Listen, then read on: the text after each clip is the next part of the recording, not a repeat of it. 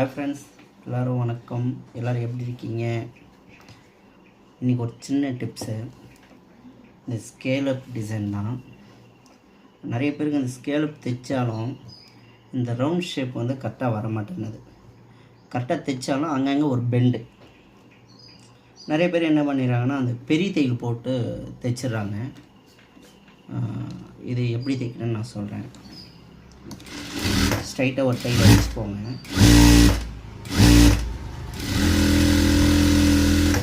ஸ்ட்ரைட்டாக தையல் அடிச்சுட்டு ரொம்ப சின்ன தையல், எந்த அளவுக்கு சின்ன தையல் வைக்கணுமோ அந்தளவுக்கு சின்ன தையல் வச்சுக்கோங்க ஓரளவுக்கு.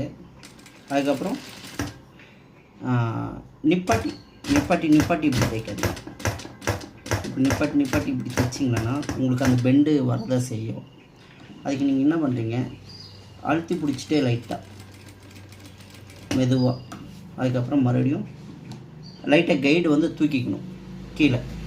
அந்த குதிரை வந்து தூக்கிட்டே அடிச்சிங்கன்னா உங்களுக்கு அந்த லூஸு கரெக்டாக வந்துடும். இப்போ பார்த்துக்கோங்க, நான் எங்கேயுமே நிப்பாட்டல, கரெக்டாக இந்த கடைசியில் தான் வந்து நிப்பாட்டுறேன். இந்த பெண்டில் வந்து அப்படியே தான் கொண்டு வந்துட்டுருக்கேன், தெரிஞ்சுங்களா?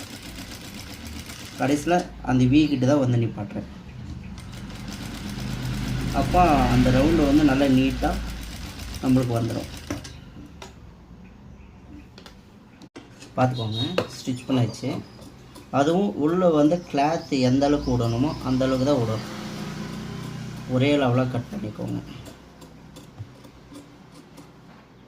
கட் பண்ணியாச்சுங்களா?